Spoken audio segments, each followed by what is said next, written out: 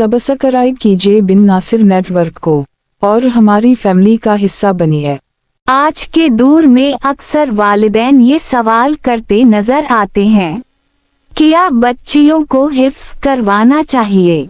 तो जवाब है जी हाँ, जरूर करवाना चाहिए।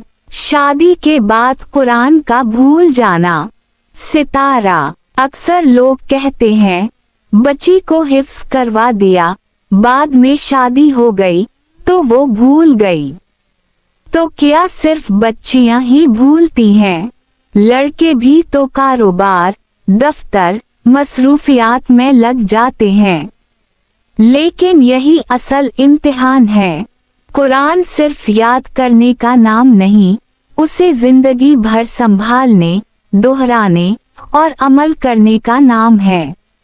बच्ची घर पर रहती है, इसके पास वक्त होता है कि वो कुरान को दोहरा सके, बच्चों को सिखा सके। और एक हाफिजा माँ कुरान की रोशनी घर में फैला सकती है, इसलिए कि एक औरत ही एक नस्ल की पहली दुरुस्गाह है। उसी की गोद में आने वाली नस्ल की तरबियत होती है। अगर वो कुरान की हाफिजा हो, कुरान की फहम वाव अमल से जुड़ी हो, तो यकीनन वो अपनी औलाद को बेहतरीन दीनी माहौल, इखलाक और किरदार दे सकती है। हफ़ाज़ कुरान की फजीलत। रसूल अल्लाह सल्लल्लाहु अलैहि वसल्लम ने फरमाया, तुम में से बेहतरीन वो है जो कुरान सीखे और दूसरों को सिखाए। बुखारी। एक और हदीस में फरमाया, जिसके सीने में कुरान का कुछ हिस्सा ना हो, वो वीरान घर की मानिंद है। तिरमिज़ी।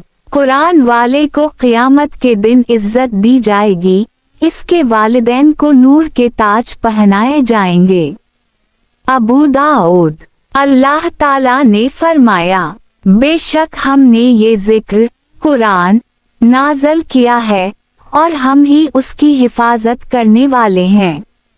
सूरा अल-हजर 9। और जिस दिल में कुरान हो, अल्लाह इसका मुहाफिज बन जाता है। हिफ्ज़ के साथ फहम और अमल भी जरूरी है। सितारा। कुरान सिर्फ रटने की किताब नहीं, बल्कि समझने और इस पर अमल करने की हिदायत है।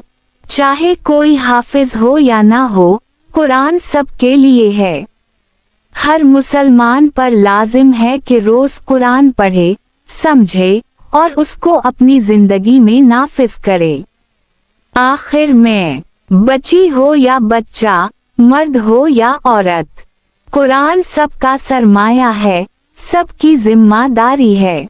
और जो दिल कुरान से आबाद हो, अल्लाह का खास फजल, हिफाजत और बरकत इस दिल पर साया फगन होती है।